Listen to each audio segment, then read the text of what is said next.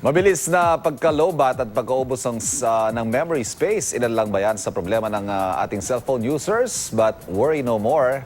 Narito ang ilang tips para mas masulit ang inyong gadget. May app din na panlaban sa mga snatcher.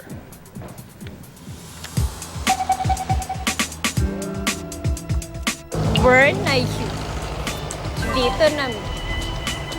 Seven.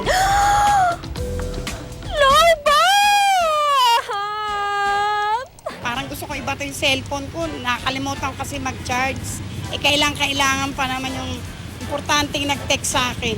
Paano ngayon to? Anong gagawin ko? Talagang kailangan laging full bat ang iyong cellphone bago ka umalis ng bahay para wala kang kakaba-kaba, di ba? Relate much ba? Narito ang ilang tips na pwede niyong gawin.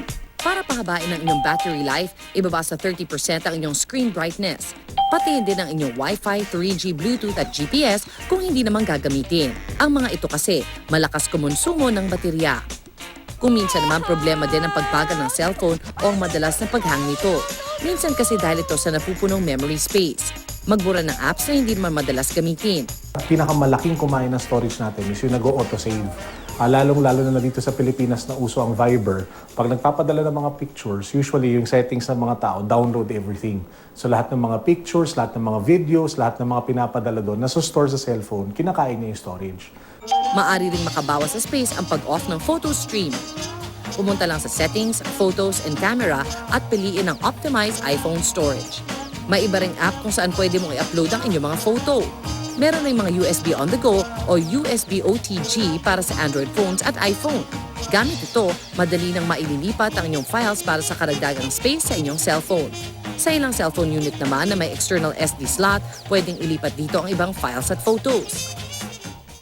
Para naman maprotektahan ang iyong cellphone, tiyaking gumamit ng passcode na hindi madaling mahulaan.